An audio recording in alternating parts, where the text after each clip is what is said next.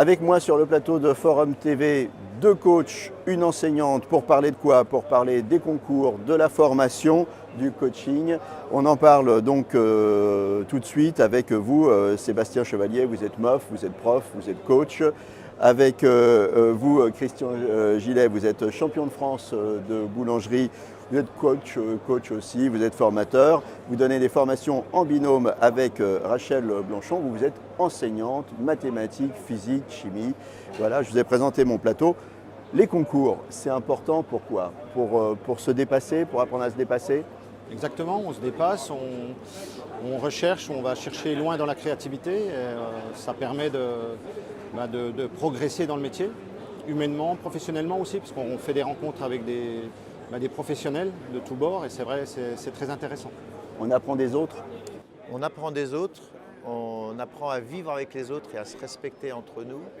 Et on évolue énormément parce que c'est déjà un travail sur soi-même. Si on peut imaginer une pierre, on commence déjà à tailler la pierre que nous sommes nous-mêmes. Et après, on se rend compte qu'il y a des idées très très bonnes partout.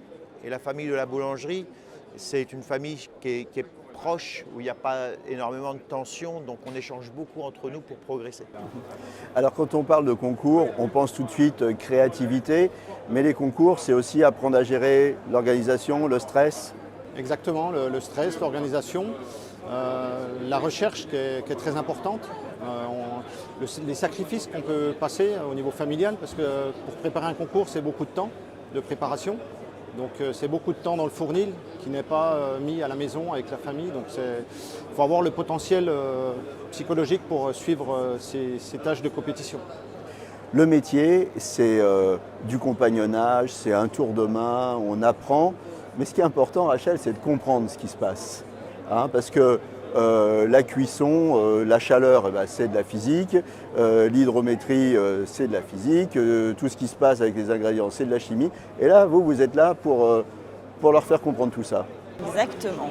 C'est vrai que le métier de boulanger est un métier en fait basé sur les sensations, le ressenti, et il y a plein de choses en fait qui sont du domaine des sensations physiques que le boulanger ressent, mais derrière tout ça, en fait, il y a des phénomènes physico-chimiques qui se produisent et il est très important de les comprendre parce qu'en les comprenant, on comprend la nécessité des gestes qui sont exécutés, mais aussi ça permet de progresser, ça permet aussi peut-être d'avoir de nouvelles idées ou voilà, donc c'est important. Et ça permet de comprendre quand ça se passe mal, pourquoi ça s'est mal passé. Aussi, bien sûr.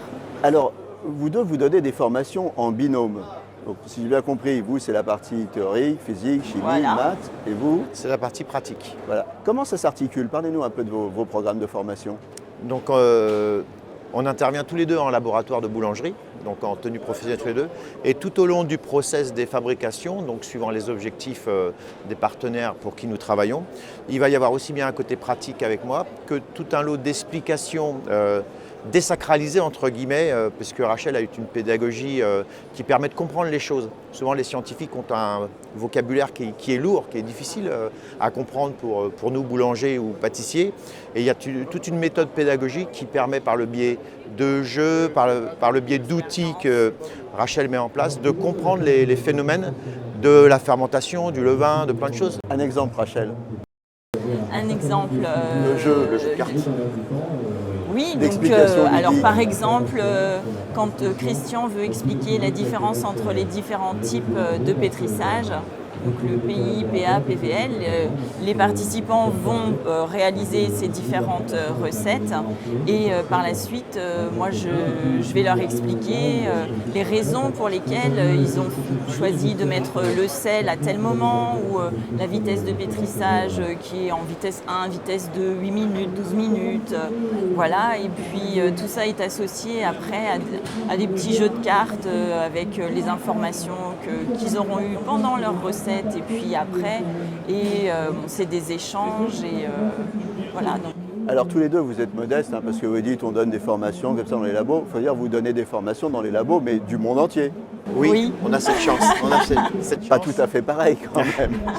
Alors, c'est bizarre le phénomène de travailler à l'étranger ou en France. la passion du pain, elle est universelle. On trouve des étudiants, que ce soit aux États-Unis, en Asie, qui sont passionnés par le pain. Et c'est vrai que les farines, par contre, qu'on va trouver aux quatre coins du monde, ne sont pas toutes pareilles. Donc avec, on parle de W, de choses comme ça. Et c'est très important de comprendre les phénomènes parce que du jus, quel que soit le pays, quelle que soit la farine, ça change. Et c'est pas si facile que ça, avec 5 ingrédients, de faire du beau pain. Alors vous aussi, vous avez bourlingué et alors vous avez coaché un paquet de champions, hein, on peut le dire. Voilà. Alors on s'adapte aux différentes farines, on s'adapte au monde entier, mais on s'adapte aussi aux personnes qu'on coach. Bien sûr, c'est vrai qu'il faut que cette personne, entre guillemets, vous ressemble un petit peu. C'est vrai qu'on a tous nos tempéraments. Donc il faut que cette personne soit capable d'accepter les remarques. Les remarques, il faut qu'elles soient bien sûr constructives.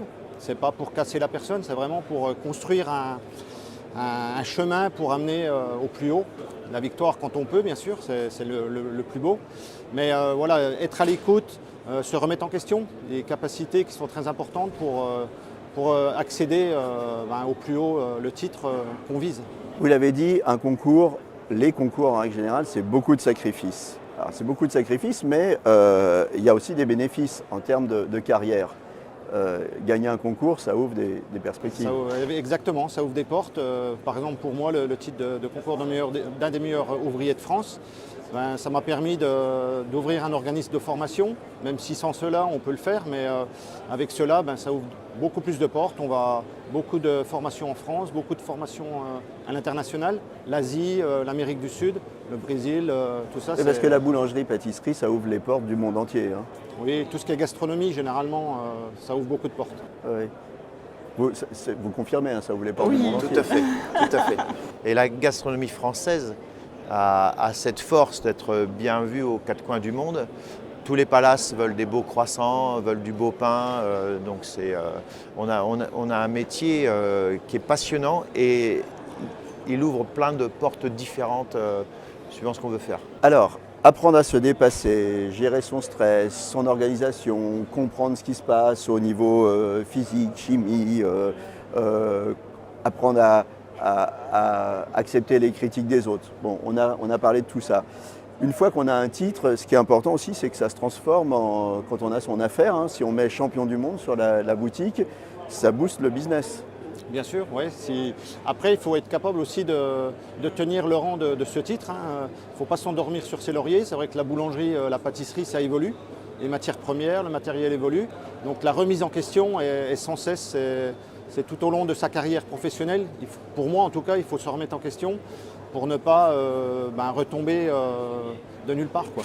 Alors par contre, justement, quand on a fait des concours, ça veut dire qu'on a un esprit de compétiteur.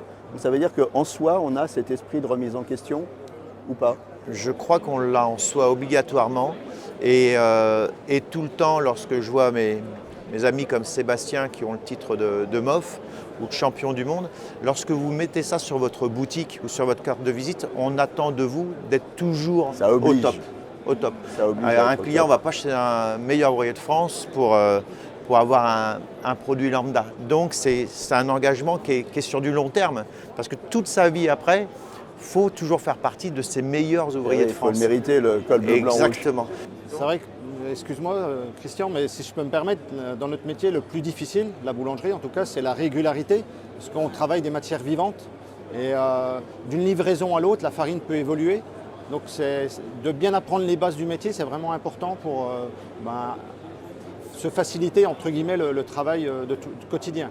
Il nous reste 1 minute à passer ensemble. Un petit mot de conclusion à chacun. Si vous aviez chacun un truc à donner à ceux qui veulent faire carrière au plus haut niveau, Rachel. La curiosité, parce que le fait d'être curieux, ça permet aussi d'ouvrir des portes et d'avoir l'esprit ouvert. Voilà. Christian. La passion. La passion. La passion de tout. La passion du métier, la passion des gens, la passion de la boulangerie, la passion.